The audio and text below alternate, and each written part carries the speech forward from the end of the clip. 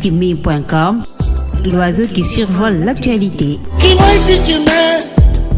Pitimi.com. Monsieur Idrissa Seck, bonjour. Bonjour.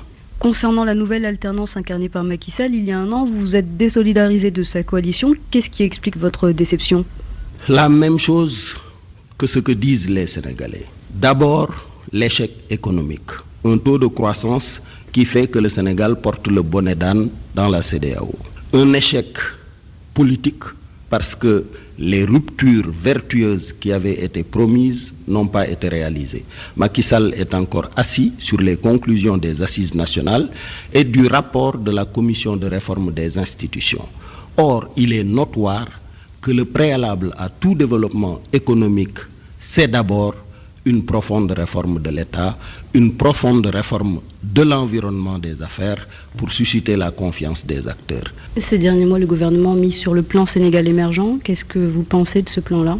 Ce n'est certainement pas une priorité pour les bailleurs de fonds et de toutes les façons, toute politique fondée sur la mendicité internationale est vouée à l'échec. Et Macky Sall peine à mobiliser les ressources intérieures. Il a eu 120 milliards de moins-value fiscale l'année dernière et au premier trimestre de cette année, 30 milliards de moins-value fiscale. Donc il n'a même pas les recettes que lui-même avait prévu d'engranger pour faire face à ses dépenses prioritaires. Depuis le début de son mandat, Macky Sall s'est lancé dans une traque des biens mal acquis en instaurant un climat de transparence et de bonne gouvernance. À cet effet, la Cour de répression de l'enrichissement illicite a été réactivée et récemment aussi la Haute Cour de justice. Qu'est-ce que vous pensez de ces démarches-là?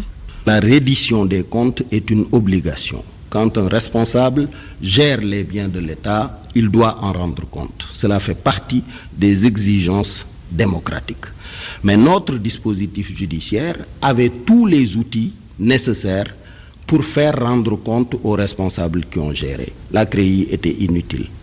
D'ailleurs, ça sonne comme un cri de guerre.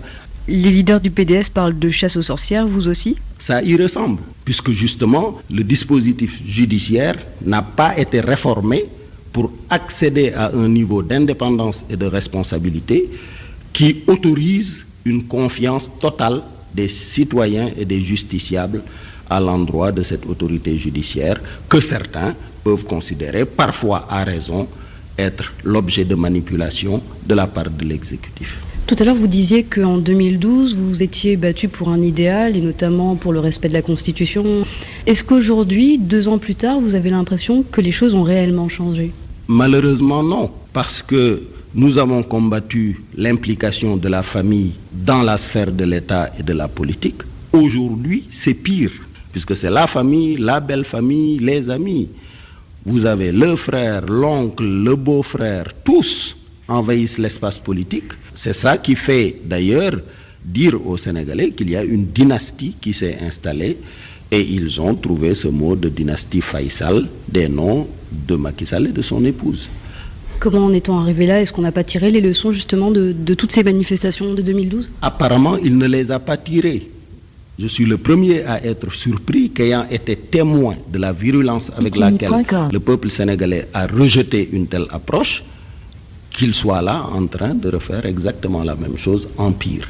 Idrissa Seck, merci. Merci beaucoup. Pitimi.com, l'oiseau qui survole l'actualité.